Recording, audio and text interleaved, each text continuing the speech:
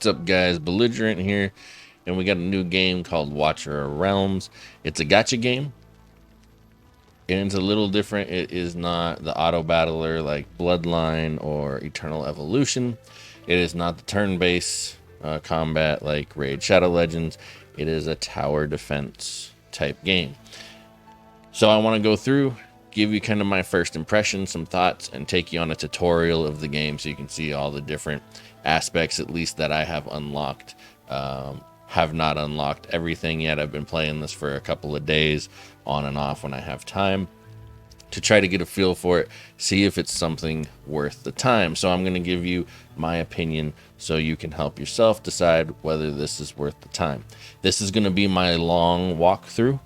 So there will be a shorter version released if you want more of a kind of just quick to the point and less details. Click the link. I'll leave the link in the description below. Or if you came here from the shorter version, welcome. We're going to take you on a walkthrough. So we have this camp set up, which seems to be becoming a little more prevalent in these types of games. I guess it makes you feel a little bit like a home base when everybody's standing around a campfire. I'm not exactly sure. Okay, so we have our basics, right? We have our summons. Let's take a look at the summons. We're just going to get into it right from the get-go. Because that's the most important part of gacha games, right, is the summons. So if we take a look first at the basic summons, okay, from these you can get 2, 3, 4, and 5 stars. Let's look at the details real quick. Okay, you do have pity timers. If no legendary is summoned after 200 consecutive summons, the pity timer is then active. So understand, during those first 200 consecutive summons, there's no pity timer going. There's no minimum amount of drops. There's just 200 summons. And then if you haven't summoned a legendary, the pity timer is active. After that, your chances to get a legendary increase by 5%. Okay. And it will keep building up until you summon a legendary hero. Okay. The pity timer and summon counts for legendary heroes are shared across all invocations of spirit summoning event. Okay. And then you have some really low rates. So it is nice to have a pity timer, but these are really low on these. One thing that I do like that I did notice, right? So we have 50% chance to summon a 2-star, 37.5% chance to summon these 3 stars. Okay. And then you'll notice there's 3 stars here. These are the Lord champions. We'll get into that in a second. But you actually have a better chance to summon some 4-star, essentially epic champions before you summon these. So good and bad all at the same time. So that's a little bit of the rate there. So then we have this beginner's divine summoning event where you have a chance up for 2, and in these you have to use these legendary summoning, whatever they're called, summoning crystals. But the nice thing is you're only gonna end up with 4 or 5 stars. The pity timer is a little different here, but the drop rates of all legendary heroes are doubled. Okay. The pity timer here is if nothing is summoned after 12 consecutive summon, the pity timer activates and it increases by 2% until you get a legendary. Okay, so you have essentially a 12% chance to get a legendary from these legendary summon crystals. The rest of it are going to be 4 stars. Okay, so that's what you're looking at. Now, if we go into the shop here, you can get so here's like a $30 package. It comes with 10 summons, 1 legendary summon. So plenty of pay to win if that's your gig, because those are some expensive summons. 30 bucks here only gets you 7 2 legendary, 5 regular. Okay. So like I said, lots of and that was another thing. Their growth fund is kind of weak here. It's $30 and you end up with 4 legendary crystals. And usually the growth funds in these games I feel are like they're more around like the $15 mark. This is twice as expensive.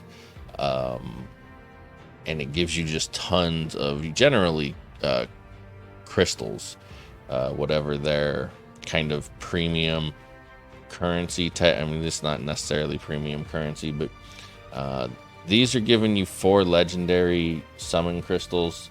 So again, I'm not super impressed with that, but that is what it is. You have a monthly summoning card. This is kind of nice. $10 will get you 40 total summons. So that feels like good value comparatively speaking to what they have offered in other packages. You get 10 instantly, and then you get 1 every day. They also have a stamina card. This is a stamina game. It has not been an issue for me yet, but I am still kind of in that new player where they overload you with stamina. I haven't drained through all of that yet. So here's a privilege card. 1 month will cost you $5 the first time, $10 after that, or 6 months you can get for $40 the first time, 50 after that. It gives you plus 40 in your auto fights, gives you plus 20% XP from battles, 20% more gold, 30 more stamina, gives you 3.5 times speed instead of just the 2 times speed.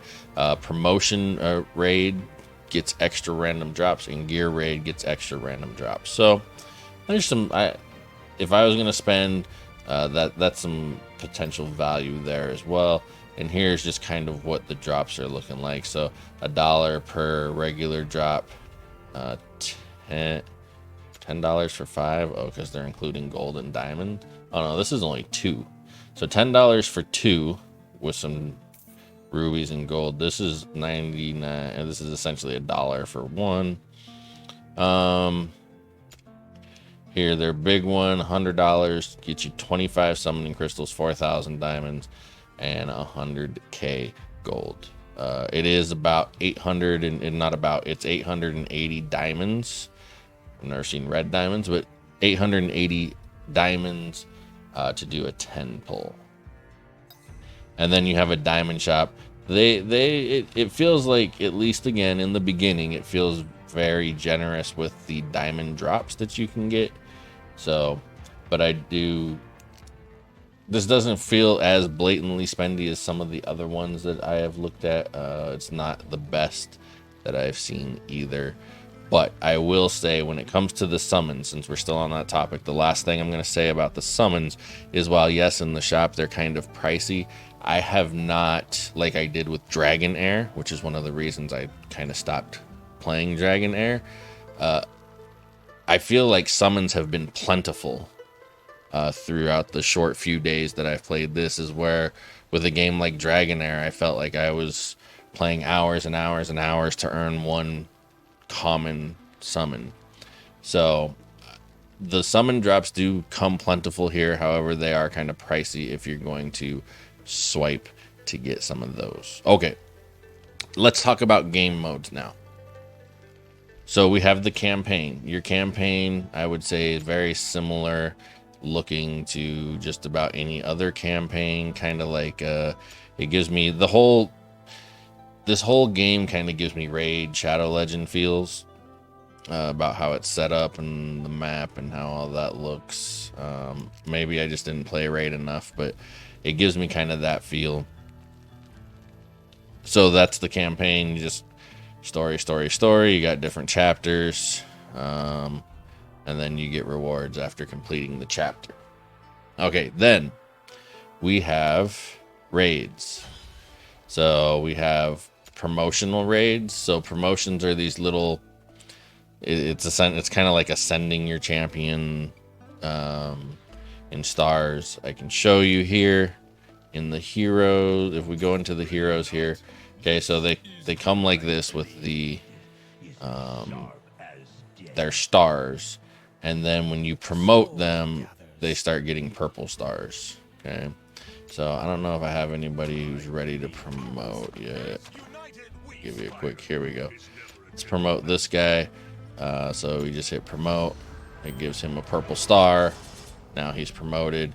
It does give you more stats, and then eventually you see like this, the next one I'm going to get more range with his attacks. Okay. So that's what promotion raids are. XP raid, this is just simply your experience dungeon. That's what all of these raids are, dungeons essentially. This one is actually kind of fun. It's just a bunch of these goblins with bags full of experience just running at you. You know, it's not even a at least not yet. I've only gone through stage 3. These unlock as you make it through the story. So I've only made it to stage 3, but up to this point, it's just kind of an open map. You don't have to worry about any complex tower defense in those. You just blow up the goblins or whatever they are and get the experience. Guild boss is, as far as I know, there's only one right now. He's pretty tough. Of course, the only time I've tried him was, the first time brand new. It unlocks at like chapter 2 or 3 or something. So it's really early on. I probably won't try it again until closer to the end of the timer, so I can have as much build up as possible. You got your gear raid here, so you can get different gear drops. So gear is a thing in this game. We'll talk about that more as well.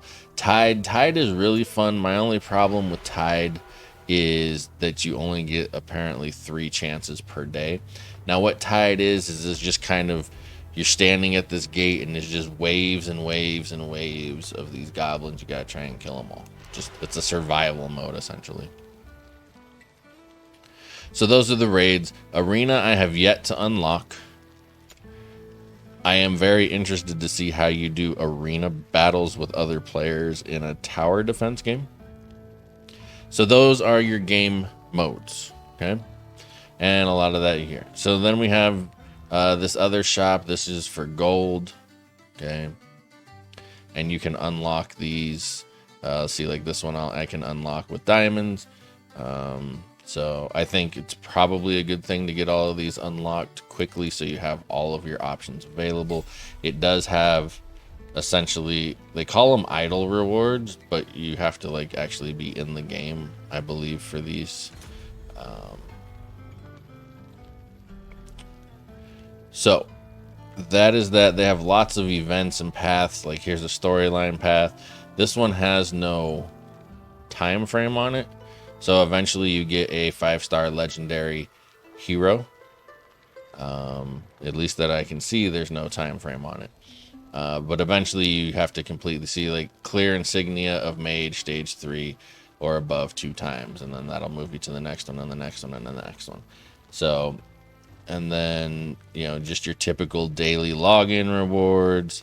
They have a gallery with all the different champions, so I will probably be doing something to look at those different champions in different ways. You have your daily, weekly, monthly, and challenge quests.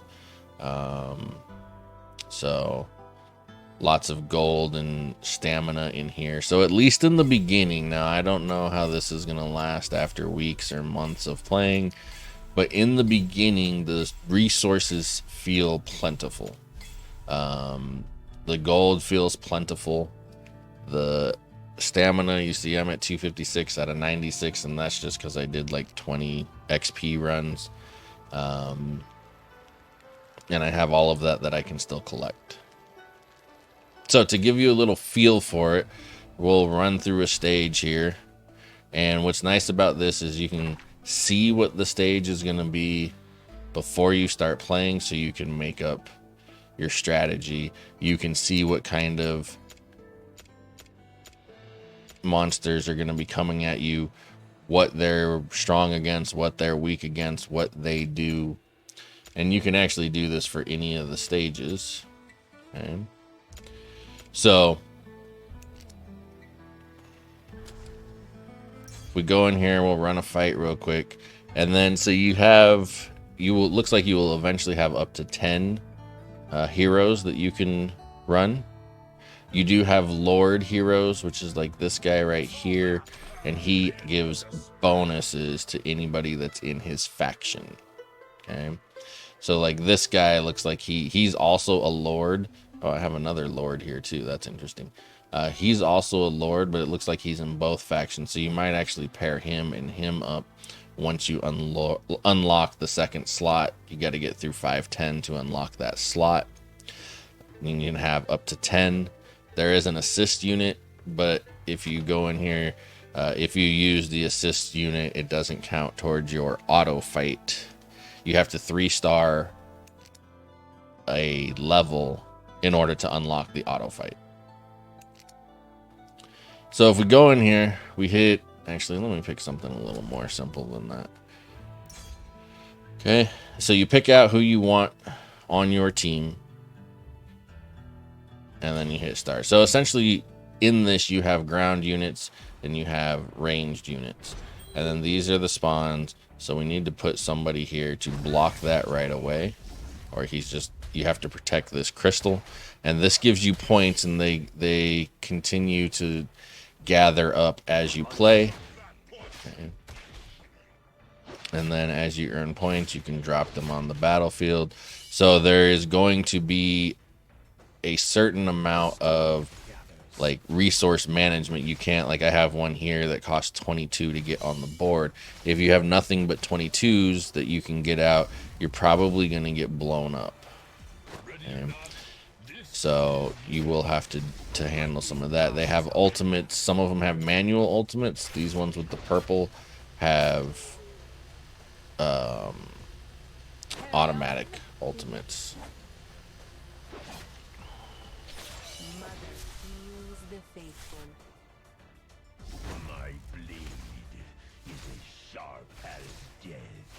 And you just play through this, and you see they have different attack areas and abilities, and they have ultimates, and essentially you're just protecting this crystal. And sometimes it's just one, sometimes it's 3. There's going to be a lot of strategy. Positioning and placement is going to be a thing in this game the deeper and deeper you go. So if you like strategizing, if you like having to think about your placement, where you put your champions and what champions you use, this might be the game for you. This is not, I will let me stress, this is not I would say it's not your typical gacha game in the sense that you can't really idle play it. Other games I've played, such as Bloodline, Eternal Evolution, things like that, you can just let it keep going from one stage to the other, and you just let it play and you kind of ignore it because they're auto battlers. They go and they just do their thing. This one is not an idle game. It is available on both mobile and and PC. I'm using it on PC right now. But it's not your typical start it, set it down type game. You do have auto battles, and essentially what those auto battles do is you can click auto fight, and you have to 3-star the level in order to unlock the auto fight.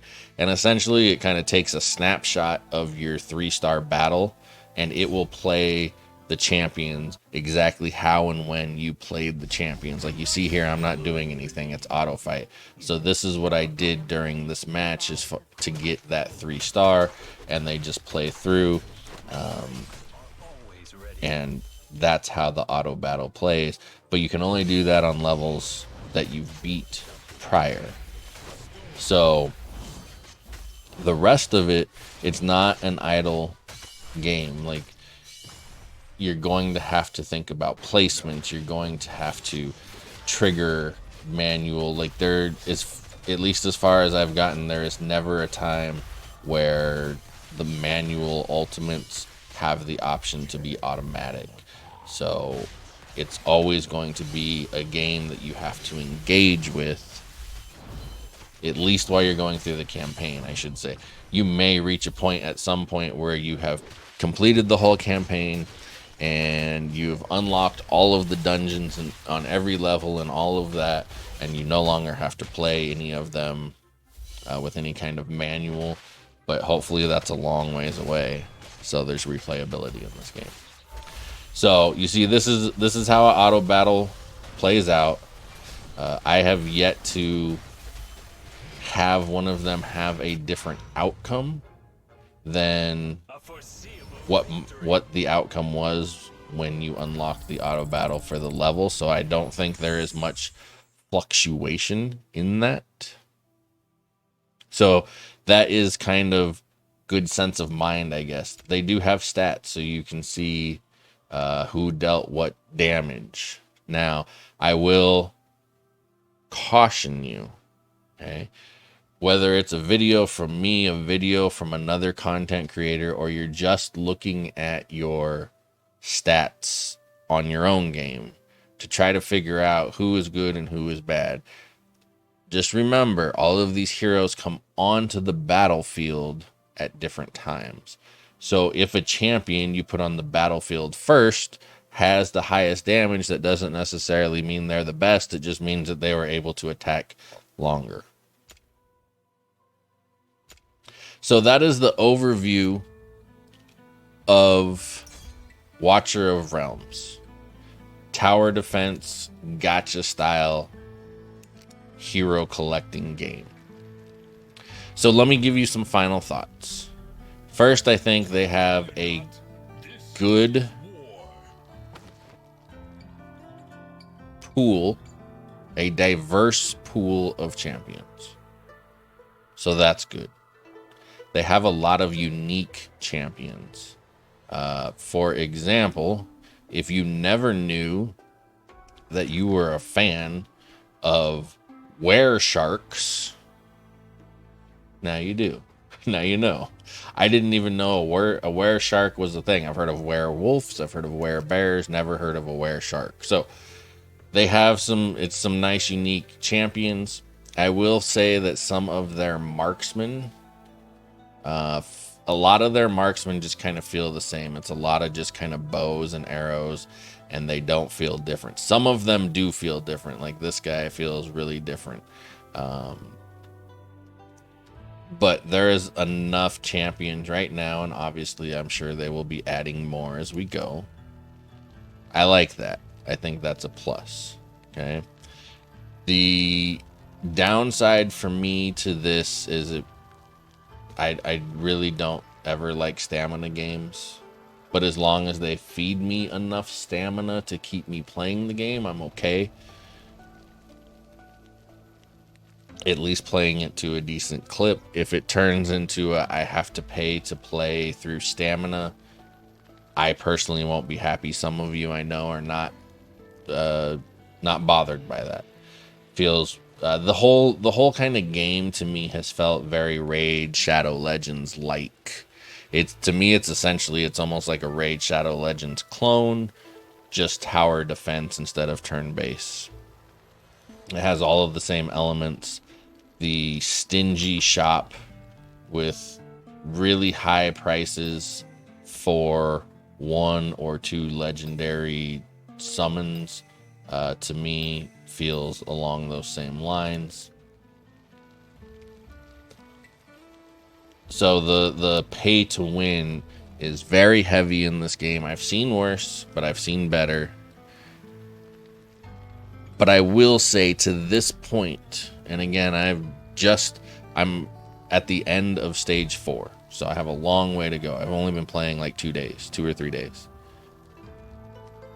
I have not felt the necessity to spend. There have been other gacha games where I've played, and after you get past like stage 3 or so, it gets really super hard, or you're just full of horrible champions because all of the common champions are garbage, and you feel the necessity to spend money if you want to keep playing. I have not felt that necessity from this game yet, which is fantastic. That gets for that reason, that aspect of the game for me gets an A+. Because while yes, the spending is expensive, it's kind of on par with, you know, some of the stingier games I've played. It's still not as bad as like a Raid Shadow Legends, where you can only get the legendaries with the legendary summon stone. You can get legendaries with the common summon stone. And like I said, I have been given plenty throughout my couple of days of playing as reward and stuff like that. I even pulled a legendary with one of my common summons. Okay, so from that aspect, big thumbs up in the fact that I have not yet felt the necessity to spend money. It is there for people who don't mind spending money, for people who like spending money in these games to get ahead. For those of you that are looking for a free-to-play option, I have not spent a dime on this yet, nor do I feel the need to spend a dime on this yet. So I would say if you enjoy these games as a free-to-play player, give this one a shot, because so far so good in my mind. The gameplay is fun. The gameplay is fluid if you like tower defense. If you don't like tower defense, I would not expect you to suddenly come to this game and like tower defense. It's a very strategic, it's very thought-provoking type of gameplay. It's not necessarily the most action-filled type of gameplay. It's more of like a puzzle. So if that is not for you, then Watcher of Realms probably is not for you. But if you like the strategy, if you like having to think about your comps, if you like having to have different types of builds with different champions, that is also for you. Let me know what you think down in the comments below. There are some aspects of this I did not get into, like the gear. They do have gear, but we'll look into that at another time. It's just gear. You just wear it. You can enhance it. It's not really enough for me to touch on. Let me know what you think down in the comments below. Like, subscribe, tell a friend. I'm Belligerent. Peace.